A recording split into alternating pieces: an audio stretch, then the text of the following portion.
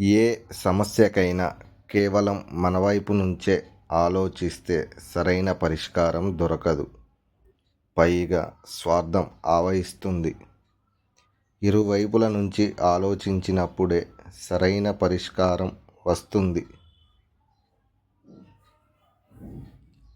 ధనం ఎప్పటికీ చెడ్డది కాదు. అది అందరి దగ్గర ఒకేలా ఉంటుంది.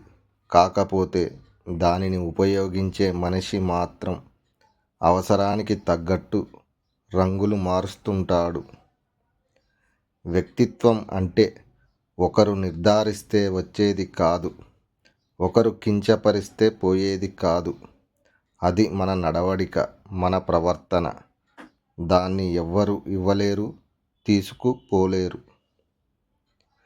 నువ్వు చేసే పనిలో ధర్మం ఉంటే దైవం కూడా నీ దారికి అడ్డు తప్పుకుంటుంది.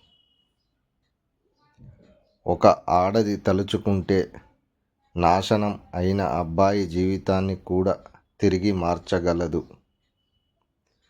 ఎవరు మన కోసం ఎదురు చూస్తారో వాళ్ళ కోసం బ్రతకాలి. ఎవరు మన కోసం ఏడుస్తారో వాళ్ళని సంతోషపెట్టాలి.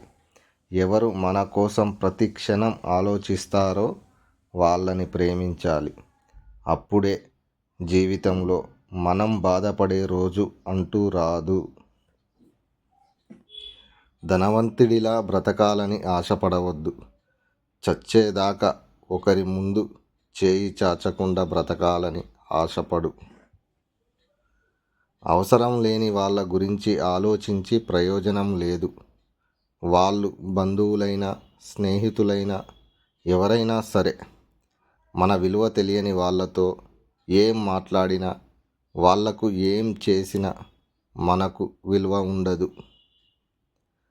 Please watch and subscribe motivation cutes.